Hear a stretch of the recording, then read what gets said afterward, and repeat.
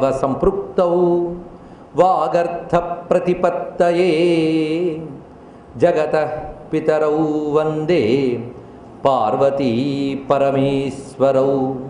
యజ్ఞేశ అచ్యుత గోవింద మాధవ అనంత కేశవ కృష్ణ విష్ణో హృషీకేశ వాసుదేవ నమోస్తుతే. శ్రీ వాసుదేవ నమోస్తుతే. నమో మహద్భ్యో ఋషిభ్యో గురుభ్యో నమః. స్థవిష్టం అంటే స్థూలం. నీ స్థూల రూపం నాకు బాగా తెలుసు. నీ స్థూల రూపం ఏమిటి అంటే వర్ణిస్తున్నాడు. తిర్యం నగ ద్విజ సరీసృప దేవ దైత్య మత్స్యాది విపరిచితం సదసద్విశేషం మహదాజనేకం తవ స్థవిష్టం రూపం అన్నాడు ఇక్కడ. ఆయన స్థూల రూపం వర్ణనండి. అది ఎలా ఉంటుందంటే పశుపక్షాదులతో, నదీనదాలతో, పర్వతాలతో, గ్రహ నక్షత్రాదులతో, రకరకాల ఉపాధులతో, మహత్తు పంచభూతములు వీటన్నిటితో కూడినటువంటి విశ్వమనబడే నీ స్థూల రూపం మాత్రమే నాకు తెలుసు, కానీ దీనికి అతీతమైన నీ సూక్ష్మమైన అవ్యక్త రూపము నాకు తెలియదయ్యా బాబు అన్నాడు ఇక్కడ. ఈ మాట చాలా చూడండి. ఇప్పుడు ఆయన చెప్పిన స్థూల రూపం ఎవరికి తెలియదు? మనకి తెలుసు. ఆయన చెప్పిన ఇందులో ఏ సబ్జెక్ట్ మనకు తెలియదే చెప్పండి? పశుపక్షులు, గ్రహ నక్షత్రాలు, నదీ నదాలు, పర్వతాలు, సకల జీవులు, మహత్తు పంచభూతాలు ఇవన్నీ ఎవరికి తెలియదు. కానీ ఇవన్నిటితో కూడిన నీ స్థూల రూపమే నాకు తెలుసు అన్నాడు. మనకి తెలుసు, కానీ ఆయనకి తెలియడానికి మనకు తెలియడానికి తేడా. ఇది కనబడేదంతా ఆయన యొక్క స్థూల రూపం అనేది మనకు లేదు. అది ఇక్కడ వచ్చింది బాధ అంతా. ఇతరుకున్నది ఏమిటంటే ఇదంతా ఆయనకు స్థూల రూపమే. ఇది సులభోపాసన, కానీ ఇది కూడా సులభం కాదు. ఇదే సులభోపాసన, ఇది కూడా సులభం కాదు. అది చెప్తున్నాడు ఇక్కడ. అంటే నువ్వు సూక్ష్మమైన పరతత్వం ఎలాగో తెలియదు. సచ్చిదానందము సర్వత్రా అనుప్రవేశించి అస్థిభాతి ప్రియంగా ఉన్నది అనేది నీకు తెలియట్లేదు, సరే. కానీ ఆయన దేని యందు అస్థిభాతి ప్రియంగా వ్యాపించి ఉన్నాడో అదంతా ఆయనకు స్థూల రూపమనైనా తెలుసుకో కనీసం. అది తెలుసుకోరా బాబు అని విష్ణు శాస్త్రం ధ్యాన శ్లోకంలోనే భూపాదవు యస్య నాభిర్వ్యదసుర నెలశ్చంద్ర సూర్యౌ చనేత్రే కర్ణావాసాస్యరోజ్జోర్ముఖమపిదహనో యస్య వాస్తేయమబ్ది అంతస్థం యస్య విశ్వం సుర నర ఖగో భోగి గంధర్వదచ్చై చిత్రం రం రమ్యతే తం త్రిభువన వపుషం విష్ణుమీశం నమామి. దానికి దీనికి ఏం తేడా లేదు.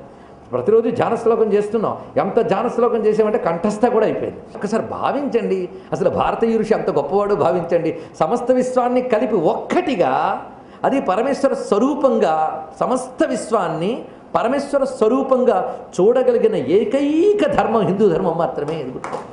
అంతా కలిపి ఒకటే అని చూపిస్తున్నాడు. కనుకనే సులభంగా ఉన్నాడు లేడా భగవంతుడు ఇక్కడ. కనుక నా ముందు నువ్వు ఇంత సులభంగా ఇంత విశ్వరూపుడుపై ఉన్నావు. అలాంటి రూపం స్థవిష్టం తే వేద్మి. నీ యొక్క ఈ స్థవిష్టం, స్థవిష్టం అంటే స్థూలము అయినటువంటి వ్యక్తస్వరూపం మాత్రమే తెలిసిన వాడని నేను. అంతేగాని నా తప్పరం పరమవేద్మి నయత్ర వాద. అది ఇక్కడ నాకు శబ్ద ప్రవృత్తి. వాద అంటే ఇక్కడ అర్థం వేదాంతములు ఇవన్నీ వర్ణించేటటువంటి నీ యొక్క అత్యంత సూక్ష్మము పరమ దుర్విజ్ఞేయము అయినటువంటి అవ్యక్త తత్వము నాకు తెలియదయ్యా, నా వ్యక్తం మాత్రమే తెలుసు అన్న మాటైనా తెలిస్తే చాలు కనీసం. అంటే అవ్యక్తం నాకు తెలియదు, వ్యక్తం తెలుసు, కానీ వ్యక్తం కూడా నీదేగా, నీ యొక్క వ్యక్త రూపమే. ఇక్కడ ఈ మాట సరిగ్గా భగవద్గీతలో స్వామి చెప్పింది. క్లేశోధిక తరస్తేషాం అవ్యక్తాసక్త చేతసాం అనే మాట ఇక్కడ. అవ్యక్త తత్వం పట్టుకోవడం మహా కష్టం, అబ్స్ట్రాక్ట్, అది ఒప్పుకుంటా. అందుకే నువ్వెందుకు అనవసరం గోలపడతావు అవ్యక్త తత్వం గురించి తెలుసుకోవడానికి? వ్యక్తమైందంతా నేనే అని తెలుసుకో, అయిపోయింది ఇక్కడ. తెలియని నేను కంటే తెలిసిందంతా నేనని తెలుసుకో. గొప్ప మాట ఇక్కడ. నీ ముందు కనబడుతున్న విశ్వమంతా నా శరీరం అని గ్రహించు, ఆ వ్యక్తాన్ని ఉపాసించు. అదే విశ్వరూప సందర్శనంలో రహస్యం, అది విభూతి యోగంలో ఉన్న అంతరార్థం. వ్యక్తమైనదంతా భగవత్ స్వరూపమే అని మనం ఉపాసన చేయగా చేయగా చేయగా ఎప్పటికో అవ్యక్తాన్ని తప్పకుండా అందుకోగలం. కానీ వ్యక్తాన్ని నేను ఉపాసిస్తున్నాయా, నాకు ఆ పరమమైనటువంటి నీ యొక్క అవ్యక్తతత్వము తెలియదు. ఎంత స్పష్టంగా చెప్పాడు కదా.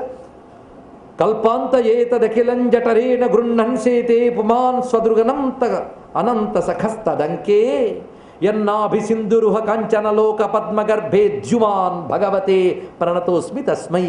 ఇప్పుడు క్రమం చూడండి ఎంత బాగా. నీ విశ్వరూపమంతా నిరూపణ తెలుసుకున్నాను. ఇంకోటి కూడా నాకు తెలుసు, ప్రళయకాలం వచ్చేటప్పటికల్లా దీన్నంతటినీ నీలోకి లాగేస్తావు. జఠరేణ ఏతదఖిలం గృహ్ణన్ లాగేసుకుంటాం. ఎప్పుడు కల్పాంతంలో మొత్తం ఈ కనబడుతున్న వ్యక్తమైన ఈ విశ్వాన్నంతటినీ నీ లోపలికి లాగేసుకుంటావు. ఎందుకంటే నీ నుంచే వచ్చింది కనుక, దాని యందు నువ్వే ఉన్నా కనుక మళ్ళీ నువ్వే లాగేయగలవు. ఎలాగంటూ ఊర్ణనాభివత్, సాలిగూడులాగా ఒక పరి జగముల వెలినిడి ఒక పరి లోపలికి గొనుచు ఉభయము తానై. అక్కడ స్పష్టంగా చెప్పాడు. అక్కడ ఉభయము తానై ఉన్నాడు. ఇప్పుడు మొత్తం లాగేశాడు. లాగేసి ఏం చేశాడు? చేతి పుమాన్ స్వదృక్. ఆ స్వదృక్ అనేటువంటి మాట ఎంత అందంగా ప్రయోగించాడు. స్వదృక్, తన చూపు తనదే అంటే స్వయం ప్రకాశ అని అర్థట. స్వదృక్ అంటే స్వదృక్, అసలు దృక్స్వరూపుడు ఆయన, దృశ్యము కాదు. దృశ్యమంతా దృక్కులోకి లీనం చేసేస్తున్నాడు అంతా, అది స్వదృక్. అంత ఆ మాట అంత అందంగా వేశాడు. స్వదృక్ అనేది భాగవత శబ్దాలు ఇంకెక్కడ కనబడవండి, ఆ పదాలే వేరు. అది స్వదృక్, సాక్షి రూపుడు ఒకటి, సంపూర్ణమైన స్వయం ప్రకాశ స్వరూపుడైనటువంటి వాడు. మొత్తం లాగేసుకుని ఏం చేశాడు? అనంత సఖ, అనంత సఖుడై. ఎందుకంటే బాగా మనకు మిత్రుడు ఉంటే అలసిపోతే ఆయన ఒళ్ళో పడుకుంటాం, మిత్రుడొళ్ళు. అలాగే అనంత సఖుడైన ఈయన అనంతుడు అంకంలో పడుకుంటున్నాడు. అంటే ఆదిశేషుని యొక్క అంకమునందు మొత్తం తన కడుపులో లాగేసి పడుకున్నాడు. పడుకున్నవాడు అలాగే ఊరుకున్నాడా? ఎన్నాభిసింధురుహ కాంచనలోక పద్మగర్భే. మళ్ళీ కల్పాది ఎందు ఏం చేస్తున్నాడంటే తన నాభి అనే సముద్రం నుంచి పుట్టినటువంటి ఒక మహాపద్మ అంట. అంటే నాభి అంత లోతని చెప్పడం కోసం సముద్రం అన్నాడు. చూడడానికి చిన్న నాభ్యం కాదు అది, అందులోంచి పుట్టింది లోక పద్మము. పద్మం అంటే ఏంటో చక్కగా చెప్పాడు. సమస్త విశ్వమే విచ్చుకుంటే పద్మం అది. ఆ విచ్చుకున్నటువంటి విశ్వముగా వ్యక్తమవడమే విచ్చుకోవడం. అది ఎక్కడి నుంచి వచ్చింది? కేంద్రం. కేంద్రం అంటే నాభి. నాభి అంటే నభ్నాతి బధ్నాతి ఇది నాభి అని అర్థం. అంటే మీరు ఒక చక్రం తీసుకోండి, చక్రానికి ఆకులు చుట్టూ ఇరుసు అన్నీ ఉంటాయి, కానీ వీటన్నిటి బంధించే నాభి మధ్యలో ఉంటుంది. అది కానీ తెగింది ఇవన్నీ పోయి. కనుక పద్మం అనే మాటకి వికసించిన లోకం, దానంతరికి పట్టి ఉంచినటువంటి కేంద్రం పద్మనాభుడు. ఇది అనమాట పద్మనాభ శబ్దానికి అర్థం. అందుకే ఎంత చక్కగా చెప్తున్నంటే ఈ సమస్తమైనటువంటి ఆ కాంచన లోక పద్మ, బంగారుమయముగా వికసించినటువంటి హిరణ్మయమైన పద్మము నీ నాభి అనే సముద్రం నుంచి ఉద్భవించింది. అలాంటి పద్మంలో మొట్టమొదటి జీవుడుగా నీ సంకల్పం చేసి సృజింపబడ్డ గర్భే ద్యుమాన్, దాని యందు పుట్టిన మహా తేజస్వంతుడు ద్యుమాన్ అంటే ప్రకాశస్వరూపుడు, అంటే హిరణ్య గర్భుడు. హిరణ్య గర్భం జనయామాస పూర్వం. హిరణ్య గర్భుడు అందరూ ఉద్భవించాడు. ఈ చెప్పే తీరు చూడండి, ఇందాక శ్లోకానికి ఈ శ్లోకానికి మనం చూస్తున్న అనంత విశ్వాన్ని, ఇది ఆయన వ్యక్త రూపం. అది ఇది మాత్రమే ఆయన అసలు రూపం కదా, ఇది ఆయన వ్యక్త రూపం. ఈ వ్యక్తమైన రూపాన్నంతా ఆయన మళ్ళీ లాగేసుకుంటాడు ప్రళయకాలంలో. మళ్ళీ సృష్టి ఆది యందు తానే వ్యక్తం చేయిస్తాడు. దాని నుంచి మొత్తం చెప్పడంలో సృష్టి క్రమంతా చెప్పాడు కదా. అటువంటి నువ్వు నీ అసలు స్వరూపం ఏమిటో నేను గమనించానయ్యా ఇన్నాళ్ళ సాధన వల్ల. అందుకని నేను ఫలానా స్తోత్రంలో చదివినట్టు అనలేదు, ఎక్కడ చదవలేదు. ఈ మహానుభావుడు అన్ని అనుభవమే, అన్ని అనుభవమే. ఆయన చదివిందంతా నమో భగవతే వాసుదేవాయ. మరొక చదువు లేదు, ఆ ఒక్క చదువు, అదే పెద్ద చదువు. త్వం నిత్యముక్త పరిశుద్ధ విబుద్ధాత్మా కూటస్థ ఆది పురుషో భగవాన్ స్త్రియధీశ యద్బుద్ధ్యవస్థితిమఖండితయా స్వదృష్ట్యా ద్రష్టా స్థితావధిమఖో వ్యతిరిక్త ఆస్సే. త్వం నిత్యముక్త.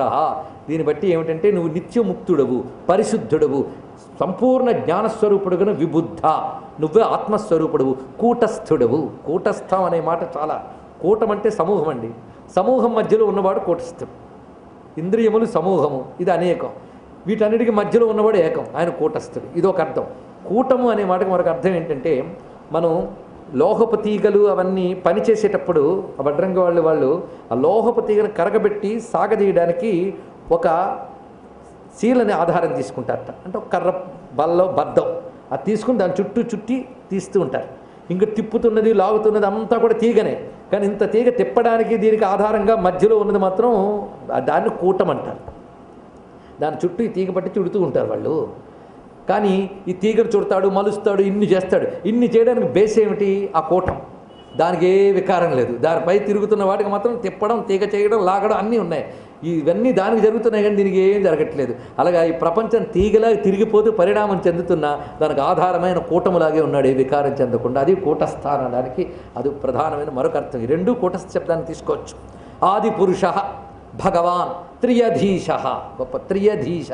ఈ శబ్దం కూడా అదృష్టవశాత్తు భాగవతంలోనే కనబడుతుంది. ఇక్కడ త్రియధీశ, మూడింటికి ఈశుడు. ఈ మూడింటికి ఈశ్వరుడు అంటే మీ ఇష్టం. ముల్లోకాలకి, ముక్కాలాలకి, 3 శరీరాలకి, 3 అవస్థలకి ఈశ్వరుడైన వాడు. అందుకే త్రియధీశ, జాగ్రత్త స్వప్న సుషుప్తులకు ఈశ్వరుడువైన నువ్వు. యద్బుద్ధ్యవస్థితిమఖండితయా. అయితే జాగ్రత్తలోనూ బుద్ధి ఉంది, ఉందా లేదా? ఉంది కదా బుద్ధి. జాగ్రత్తలోనూ బుద్ధి ఉంది, స్వప్నంలో బుద్ధి ఉంది, సుషుప్తులు లేకపోలేదు, కానీ ఆవరించుకుపోయింది అంతే. అప్పుడు ఉన్నది బుద్ధి. బుద్ధి ఉందా లేదా అంటే నిద్రలేచికి చెప్తాడు, బాగా నిద్రపోయిందండి. ఇక్కడ అది చెప్తున్నాడు. కనుక బుద్ధ్యవస్థితిమఖండితయా, ఈ మూడింటి యందు బుద్ధి యందు అఖండముగా ప్రకాశిస్తున్న చైతన్యము నువ్వు. స్వదృష్ట్యా ద్రష్టా స్థితావతి మఖో, ఈ చైతన్య ప్రకాశముతో సాక్షిగా ఉంటూ ఈ సర్వకాలముల్ని నడిపేటువంటి అధిమక. అధిమక అంటే యజ్ఞమునకు అధిష్టానమువు నువ్వే. ఈ జగద్రూపముగా ఇన్ని పనులు చేస్తూ కూటస్థులుగా ఉంటూ దీనికి విలక్షణముగా కూడా ఉన్నావు. అతిరిక్త ఆస్సే మనం చెప్పుకున్న అన్వయ వ్యతిరేక అభ్యాం ఇది. యస్మిన్ విరుద్ధగతయో హ్యనిశం పతంతి విద్యాదయో వివిధ శక్తయ ఆనుపూర్వ్యాత్ తద్బ్రహ్మ విశ్వభవమేకమనంతమాజ్యం ఆనందమాత్రం అవికారం అహం ప్రపంచే. ఇందులో ఒక్కొక్క శబ్దం కూడా చాలా తీయనివ్వండి. నిజంగా ఉపనిషత్ భావన కలిగిన వారికి శబ్దములు ఎక్కడో నిమురుతాయి హృదయంలో, అంతేకాదు చొచ్చుకుపోతాయి కూడా. అంత అందంగా వేశాడు. యస్మిన్ విరుద్ధగతయో హ్యనిశం పతంతి, ఎవనియందు పరస్పర విరుద్ధములైనటువంటివి అన్నీ ఒకదాని వెంబడి ఒకటి పడిపోతాయో అన్నాడు. చెప్పు, ఎవరి యందు పరస్పర విరుద్ధములైన శక్తులన్నీ ఒకదాని వెంబడి ఒకటి పడిపోతాయో వాడివి నువ్వు అన్నాడు. పరస్పర విరుద్ధం, అందుకే విరుద్ధగతయో విద్యాదయ వివిధ శక్తయ ఆనుపూర్వ్యాత్. ఆనుపూర్వ్యాత్ అంటే ఒకదాని వెంబడి ఒకటి అని అర్థం అన్నమాట. ఇది ఎలాగో చూడండి ఇక్కడ. విద్యాదయ విరుద్ధగతయ రెండు అన్నాడు. అంటే పరస్పర విరుద్ధములు విద్యాదులు అంటే విద్య అవిద్య. ఇంకెలా ఎన్నెన్నా మనకి విద్య అవిద్య, సృష్టి ప్రళయం, ఇవన్నీ పరస్పర విరుద్ధములు కనుక సృష్టి ప్రళయం విద్య అవిద్య ఇవన్నీ వివిధ శక్తులు. ఇవి ఉన్నాయి లేదా భగవానుల్లో?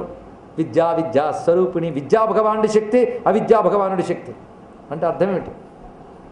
విద్యాశక్తి అంటే ప్రపంచంలో ఇదే సత్యం అనిపిస్తూ జీవులు కర్మానుగుణంగా సంసారంలో తిరగడం అవిద్య. దీని నుంచి బయటపడడం విద్య. యోగ్యత లేని వాళ్ళని అవిద్యా రూపంలో ప్రపంచంలోనే తిప్పుతూ జన్మంలోకి తిప్పే పని ఆయనదే. యోగ్యులైన వాళ్ళని విద్యా రూపంతో బయటకు తీసేస్తాడు ఆయనే. అవిద్య ఆయన స్వరూపమే, విద్య ఆయన స్వరూపమే. అవిద్యా రూపంతో కర్మగతుల్లో సంసారంలో తిప్పుతూ ఉంటాడు, విద్యా రూపంతో పైకి తీసుకెళ్ళిపోతుంటాడు. ఇది మీకు అర్థమైంది కదా? అర్థం కావాలంటే కథ గుర్తు తెచ్చుకోండి. గారెలో ఒక ఆవిడ వేయించుతుంది, బాణలు పెట్టి నూనె పోసి గారెలు వేయిస్తుంది. ఆ గారెలు వేయించేటప్పుడు పని పెట్టుకుని పిండి కలిపి వేయించిందండి, నూనెలో వేసింది. వేసినప్పుడు వదిలేసింది, మళ్ళీ కొంచెం తీసేసింది అందులోంచి. అవునా లేదా? వంట వండేటప్పుడు అందులో పిండి వేసి మళ్ళీ తీసింది. కొన్నిటి నుంచిది కొన్నిటి తీసింది. దేన్ని తీసేస్తారండి గారెల్లో? వేగిపోయినా తీసేశారు. కొన్నిటి ఎందుకు వదిలేసింది? వేగలేదు కనుక. అప్పుడు ఎవరు అడిగారు, అసలు నేను అందరూ ఎవడు వేయమన్నాడు, ఎవడు తీయమన్నాడు, కొన్నిటిని ఎందుకు వదిలేయమన్నాడు, కొన్నిటి బయటకు తీయమన్నాడు అంటే ఆవిడేం చెప్తుంది? పిచ్చినాయనలారా, అది వేగలేదు కనుక వదిలేశాను, ఇది వేగిపోయింది కనుక బయటకు తీసేశాను. కనుక వేగని వాటిని వేగించిన ఆవిడ పని, వేగిపోయిన వాడిని బయటకు తీసేయడం ఆయన పని. కనుక ఇంకా పక్వత చెందని వాళ్ళని ప్రపంచమనే నూనెలో వేయించడం ఆయన పని, ఆ నూనెలోంచి బయటకు తీసేయడం ఆయన పనే. బయటకు తీసేయడం విద్య, లోపల వేగించడం అవిద్య. తెలిసిపోయింది కదా? కనుక రెండు నీ పనే. కనుక ఈ రెండూ చేస్తున్నవాడు నువ్వే. చిట్ట చివరి కైవల్యం వచ్చినప్పుడు రెండు ఆయనలోకి వెళ్ళిపోతున్నాయి, విద్య అవిద్య. ప్రళయకాలంలో రెండూలు ఆయనలోనే అన్ని. బ్రహ్మము విశ్వభవం ఏకం అనంతం ఆజ్యం ఆనందమాత్రం అవికారం అహం ప్రపంచే. ఎంత అందమైన శబ్దములండి! ఈ మాటలు అంటుకుంటేనే ఆనందం కలుగుతుంది. అటువంటి బ్రహ్మము, బ్రహ్మం అంటే అతి విస్తారమై ఉన్నది. విశ్వభవం, విశ్వమునకు మూలమైన వాడు. ఏకం అనంతం ఆద్యం ఆనందమాత్రం, అది కేవలం ఆనందమాత్రం. అవికారం, ఏ మార్పు లేనటువంటి నిన్ను నేను శరణు వేడుతున్నాను అనగా తనకు కనబడ్డ విష్ణువు ఎవడు? అకూటస్థం నిత్యముక్తం పరిశుద్ధం విబుద్ధం ఆదిపురుష త్రియధీశ భగవాన్ బ్రహ్మ విశ్వభవం ఏకం అనంతం ఆద్యం ఆనందమాత్రం అవికారం. కనీసం ఇవైనా లిస్టు రాసుకుంటే విష్ణు అంటే ఏంటి అర్థమవుతుంది. అలాంటి భగవాన్ నిన్ను శరణు వేడుతున్నాను. సత్యాశిషో హి భగవం స్తవ పాద పద్మమాసీస్తధాను భజత పురుషార్థమూర్తే అప్యేవ మార్య భగవాన్ పరిపాతి దీనాన్ వాశ్రేవ వత్సకమనుగ్రహ కాతరుస్మాన్.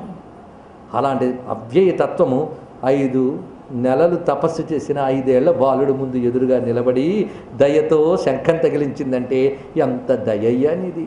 నిన్ను పొందడానికి నాకు అంత అర్హత ఉందా? లేదు. నీకంత దయ ఉందంతే నన్ను అనుగ్రహించడానికి. ఎటువంటి దయ నీది! అసలు నాకు ఇప్పుడు తెలుస్తోంది, సృష్టిలో నిజమైన సత్యాశిష్యే ఇది. ఇక్కడ ఆశిస్సు, మన ఆశీస్సు అనే మాటలు అంటూ ఉంటాం. ఆశీర్వచనం అనే మాటకి ఆశించుట ఒకటి, ఫలం అని కూడా అర్థం. అందుకే ఆశిష సత్యాశిషో హి భగవం స్తవ పాదపద్మ ఆశీ. 2 సార్లు ఆశిష ఆశీ వచ్చించండి. ఆశిష అంటే అనేక ఫలాలు లోకంలో చెప్తాం, కానీ అన్ని ఫలాల కంటే సత్యమైన ఫలం ఏదయ్యా అంటే కేవలం నీ పాదపద్మ భజనం మాత్రమే. గొప్ప మాట అన్నాడు. నీ పాదపద్మ భజనం వల్ల ఫలం అనడం తప్పుట. నీ పాదపద్మ భజనం మాత్రమే సత్యఫలం. సత్యఫలం అంటే వ్యర్థము కాని ఫలం. ఎందుకంటే నీ పాదపద్మ భజన అంటే నువ్వెవడివి? పురుషార్థమూర్తే. గొప్ప మాట. పురుషార్థముల మూర్తివి నీవు. ఈ శబ్దం గొప్ప శబ్దం అండి. పురుషార్థముల మూర్తి. ఇక్కడ మీరు జాగ్రత్తగా చూస్తే అమ్మ సునీతి మనవాడికి ధ్రువుడికి చెప్పిన మాట, ధర్మార్థ కామోక్షములు 4 ఆయన స్వరూపములే, ఆయనే ఇస్తాడు అని చెప్పింది కదా. అది పురుషార్థమూర్తి. పురుషార్థములు ఏదైనా ఆయన ఇవ్వాలి. మోక్షం అంటే ఆయన ఇస్తాడండి, మిగిలిన వాడికి నా ప్రయత్నం నేను చేస్తానండి, అది మూర్ఖత్వం. ఏదైనా ఆయన ఇస్తాడు. కనుక పురుషార్థమూర్తివైన నీ పాదపద్మములను భజించడమే అన్నిటికంటే గొప్ప ఫలితం అన్నాడు ఇక్కడ. అంతకు మించిన గొప్ప ఫలితం లేదు. ఎందుకంటే నీ పాదపద్మాలు పట్టుకుంటే చాలు అయ్యా. వాడు ఏమి తెలుసో ఏమి తెలియదో పక్కన పెట్టు, ఒక్కటి తెలిస్తే చాలు. నీ పాదపద్మాలను పట్టుకోవడం అనేది ఒక్కటి తెలిస్తే చాలు. ఎందుకంటే నువ్వు పురుషార్థమూర్తివి కనుక ఆ పాదపద్మాలు పట్టుకుంటే చాలు. ఎందుకంటే త్వం పరిపాతి దీనాన్, నువ్వు దీనుల్ని పరిపాలిస్తావు. ఎలా పరిపాలిస్తంటే వాశ్రేవ. వాశ్రేవ అనే శబ్దానికి అర్థం ఏంటంటే కొత్తగా ఈనిన ఆవు. వాశ్ర అంటే కొత్తగా ఈనిన ఆవు అని అర్థం. వాశ్రేవ కొత్తగా ఈనిన ఆవు తన దూడని ఎలా పాలిస్తుందో అలాగా నీ పాదపద్మాలని పట్టుకున్న దీనుణ్ణి నువ్వు అలా పాలిస్తావు. ఇది ఆఖరి శ్లోకం అండి. చాలు, ఇంకేం కావాలి. పదం ఎంత చక్కగా వేశాడు. గోవు తన దూడని పాలించినట్లు అనే మాట పక్కకి తీసేయండి. అప్పుడే ఈయన ఆవు తన దూడని ఎలా పాలిస్తుందో అలా అనడంలో ప్రత్యేకత ఉన్నదండి. ఎందుకంటే దూడ కాస్త ముదిరితే జాగ్రత్త కూడా కాస్త తగ్గుతుంది. కానీ అప్పుడే ఈయన తర్వాత ఆ దూడ పట్ల ఎంత మమకారం ఆ తల్లికి ఉంటుంది, ఎంత వాత్సల్యం ఉంటుంది, ఆ కాపాడాలనే తాపత్రయం ఎంత ఉంటుందో నీ పాదపద్మాలను ఆశ్రయించిన దీనులపై నీకు అంత వాత్సల్యం ఉంటుంది అయ్యా స్వామి అన్నారు. అంటే భగవానుడికి ఎంత ప్రేమ చూడండి, ఎంత ప్రేమ. భక్తులపై అనుకున్న వాత్సల్యం ఎంత దయామయం. ఆఖరికి స్వామి నీ యొక్క అవ్యక్తతత్వం నాకు తెలియదు, వ్యక్తమైన నీ రూపం మాత్రమే, ఈ ప్రపంచ రూపమే నాకు తెలుసు, మరేమీ తెలియదు. నువ్వు సర్వత్రా వ్యాపించిన ఆనందస్వరూపుడు మాత్రమే నాకు తెలుసు. నీ భక్తులతో కలిసి నీ గురించి వినేటప్పుడు కలిగే ఆనందం స్వామి నాకు ఏ లోకంలో కూడా దొరికిదయ్యా. నీ కథ వల్ల, నీ స్మరణ వల్ల కలిగే ఆనందం ముందు బ్రహ్మాది లోకాల ఆనందం కూడా పనికి వాలిందే. అవి ఎప్పుడో కాలంతో పాటు పోతాయి. కనుక స్వామి నీ కారుణ్యం ఇటువంటిదయ్యా అని 12 శ్లోకాలు అయిపోయాయండి. ఈ స్తుతి చేస్తే అప్పుడు స్వామి భృత్యానురక్తో భగవాన్ ఇలా మాట్లాడిన వాడి పట్ల పరమ ప్రేమగా చూస్తూ అన్నట్ట. ఇక్కడెక్కడే నేను కోరుకున్నాడా? 12 శ్లోకాలు విన్నారు. ఏమైనా కోరుకున్నాడా? ఆఖరికి ఏవైనా కోరుకోవడం అని పరికిమాలని అనుకోవడం అన్నాడు అన్నమాట. అన్నిటికంటే గొప్ప ఫలం నీ పాదపద్మాలను ఆశ్రయించడం అన్నాడే తప్ప ఏమీ అనలేదు. చూడండి, ఒక్క కోరిక లేదు. కానీ ఇక్కడ అప్పుడు అంటున్నాడు, నీ హృదయంలో ఉన్నది నాకు తెలుసయ్యా. వేదాహం తే వ్యవసితం హృది రాజన్య బాలక. రాజన్య బాలక అన్నప్పుడు ఇవన్నీ కబుర్లు చెప్పినా నువ్వు రాజన్య బాలకుడివి, క్షత్రియ పుత్రుడిగా నువ్వు ఏ ఉద్దేశంతో ఇక్కడ కూర్చున్నావో నాకు తెలుసు. ప్రస్తుతానికి అనేక వివేకాల వల్ల, విచక్షణ వల్ల ఒక ఎరుక కలిగి ఉండవచ్చు, కానీ వాసనాప్రాయంగా ఇంకా లోపల ఉంది. కనుక నీ మనసులో ఉన్నది నాకు తెలుసు అంటాడు అవతలవాడికి. మన మనసులో ఉంది మనకే తెలియదు, అవతలవాడికి నిజంగా తెలుసా? సబ్కాన్షియస్ లెవెల్లో ఏమున్నాయో మనకు తెలియదు. ఒక్కొక్కప్పుడు మహాత్ముడికి అనిపిస్తుంటుంది, నేను నిజంగా భక్తుని అంటానే కానీ నిజంగా నేను భక్తుడినేనా? ఏదో 10 మాటలు నీ గురించి అన్నాను కనుక 10 మంది నన్ను నీ భక్తుడు అంటున్నారు కనుక నేను కూడా అనుకుంటున్నానేమో నిజంగా భక్తుని అవునో కానో అనే డౌట్ ఎవరికి పుడుతుందో వాడు కొంతమేరకు నిజమైన భక్తుడండి. అది కొంతమేరకు అపయ దీక్షితుల వరకు కలిగింది. నేను శివభక్తుని అందరూ అంటున్నారు కానీ నిజంగా అవునో కాదో తేల్చుకుంటూ పోలే స్కాన్ చేసుకుంటానన్నాడు. ఎందుకంటే నీ హృదయంలో ఉన్నది నాకు తెలిసి అంటే హృదయం ఏమి మామూలుదా, దానికి ఉన్న డెప్త్ దేనికి లేదండి. ఇది డెప్త్ చెప్తాడు అంటారు కానీ అసలు డెప్త్ మన లోపల ఉంది. ఆ దానిలో ఏముంది ఎవరికి అంతు పట్టదు. బయటికి ఎన్నున్నా లోపల లోపల లోపల చేతనలో ఏందో మనకే తెలియదు. అది ఆ వాసనలు ఏ రూపంలో ఏ బీజంలో ఉన్నాయో మనకు తెలియదు, అవి ఆయనకి తెలుసు. అందుకు నువ్వు ఇప్పుడు చెప్పలేకపోవచ్చు కానీ నాకు తెలిసి నీ మనసులో ఏముందో అన్నాడు ఇక్కడ. కనుకనే తత్ప్రయచ్ఛామి, దాన్ని ఇస్తున్నాను చూడు. ఏంటంటే నాణ్యైరధిష్ఠితం, ఎవడు ఇంతవరకు అధిష్ఠించని పదవి కదా నువ్వు అడిగావు, అది నీకు ఇస్తున్నాను. అడిగేటప్పుడు నువ్వు నీ తండ్రి కానీ తాత కానీ అన్నావు. నీ తండ్రి తాత అంటే స్వయంభువ నువ్వు, అక్కడ వరకు ఎవ్వరూ అధిష్ఠించనిది నీకు ఇస్తున్నాను. అదేమిటంటే ఇంద్రాదులకు కూడా మన్వంతర కాలమే. మన్వంతరాలకు కూడా ఇంద్రులు మారిపోతుంటారు. నీకు నేను ఇవ్వబోయే పదవి కల్పాంతం వరకు ఉంటుంది పో అన్నాడు ఇక్కడ. అది ఇంద్రుడు అందరూ మనువులు వెళ్ళిపోతారో లెక్కలేదు. అంటే నీ తాతగారు స్వయంభూ మనువు, తర్వాత మరో మనువు, అలా వెళ్ళిపోతారు, కానీ నువ్వు మాత్రం ఉంటావు. అలాంటి పదవిస్తున్నాను. అదేమిటంటే నా దివ్యధామం ఈ ప్రపంచాన్ని అంతని నడిపేటువంటి తేజోమయమైన ధామం. అంటే పరమాత్మ వైకుంఠధామం వదలండి, ఆయన ధామం కానిదేదో చెప్పండి. ఇక్కడ జ్యోతిర్మయమైనటువంటి శింశుమార రూపంతో ఆయనే ఉన్నాడు. జ్యోతిర్మండల రూపంతో ఈ అంతరిక్షమంతా వ్యాపించిపోయాడు. ఈ జ్యోతిర్మండలానికి అంతటికీ కూడా కేంద్రముగా ఉన్నటువంటిది మేఘ్యాం గోచక్రవస్థాస్ను పరస్తాత్ కల్పవాసినాం.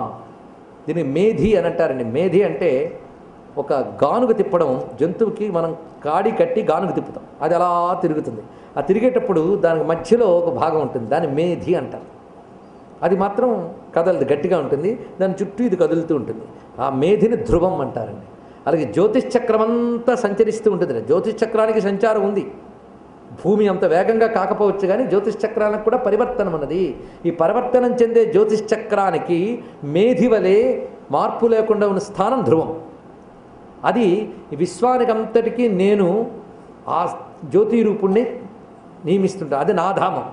ఆ ధామమునందు నువ్వు ఉంటావు అని చెప్పాడు ఇక్కడ. ఇక ఆ ధ్రువస్థానమునందు నువ్వు ఉంటావు. ఇది నీ యొక్క గతి.